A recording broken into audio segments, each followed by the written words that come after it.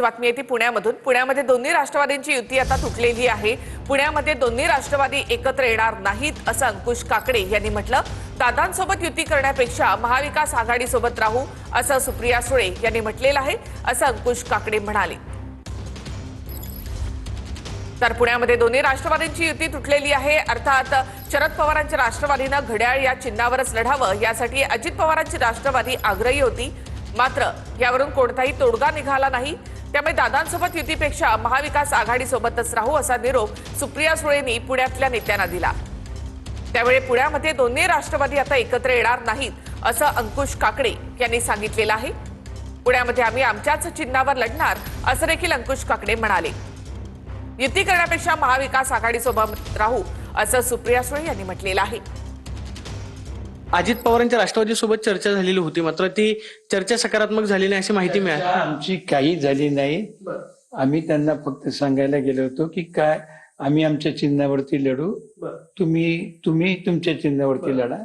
त्याला त्यांची काही तयारी आम्हाला मिळाली नाही आणि एकंदरीत सुप्रियाताई म्हणाल्या की आपण महाविकास आघाडी बरोबर 3.5 वर्ष काम केलेलं आहे, त्याच्यामुळे त्यांच्याबरोबर युती करण्यापेक्षा आपण आहे ते आपल्या जुने मित्र पक्ष शिवसेना, उभाटा आणि काँग्रेस बरोबर आपण आघाडी करावी असं त्यांनी सांगितलं। पुण्यामध्ये तर पिंपरी चिंचवडमध्ये दोन्ही राष्ट्रवादींची आघाडी फिसकटणार नाही, तसंच दादांच्या राष्ट्रवादीचे शहर अध्यक्ष योगेश बहल यांनी ही प्रतिक्रिया दिली। पिंपरीमध्ये दादांची राष्ट्रवादी एक पाऊल मागे घेण्यास तयार आहे।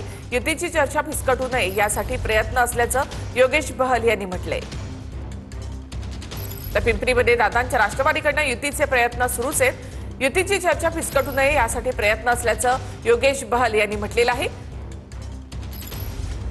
बोलणी चालू आहे, सकारात्मक बोलणी चालू आहेत आणि दोन्ही राष्ट्रवादी एकत्र होण्याच्याच अनुषंगाने बोलणी चालू आहेत। आधी ते 27 सीट मागत होते, आता ते 22-23 सीट मागतात। त्यामुळे युती होण्याच्या अनुषंगाने पूर्ण पॉझिटिव्हली प्रयत्न चालू आहेत। वास्तविक पाहता आमचे नेते आदरणीय अजित पवार जो निर्णय घेतील तो अंतिम असेल। रणजित जाधव, TV9 मराठी, पिंपरी चिंचवड। बारामतीमध्ये अजित पवार, शरद पवार आणि सुप्रिया सुळे यांची बैठक होणार आहे अशी माहिती सूत्रांकडून मिळते। दोन्ही राष्ट्रवादी एकत्र निवडणूक लढण्यासंदर्भात उद्या अंतिम निर्णय होण्याची शक्यता आहे।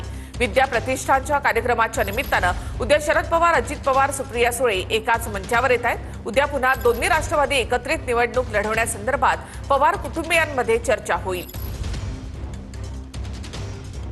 ठाण्यामध्ये महायुतीचा प्राथमिक स्तरावरचा फॉर्म्युला ठरलेला आहे। ठाण्यामध्ये शिवसेना 81 ते 85 जागा लढण्याच्या तयारीत आहे।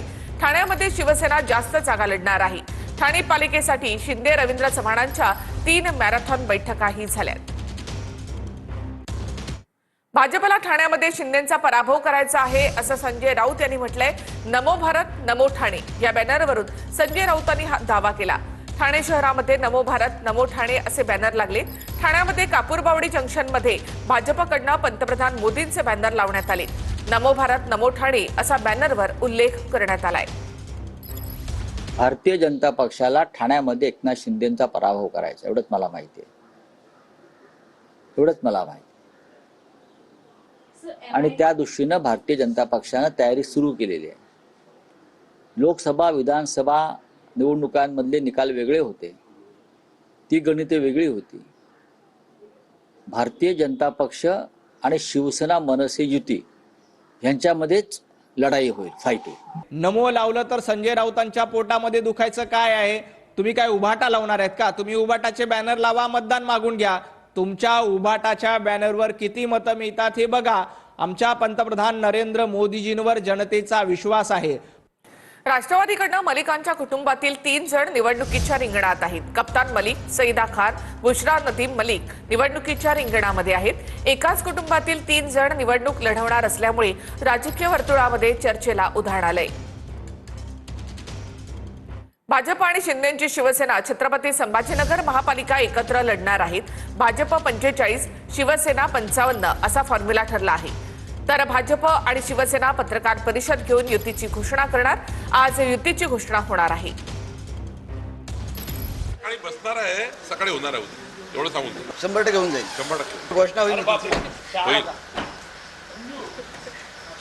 जागा होईल, 100% घोषणा होईल, 100% जागा होईल, 100%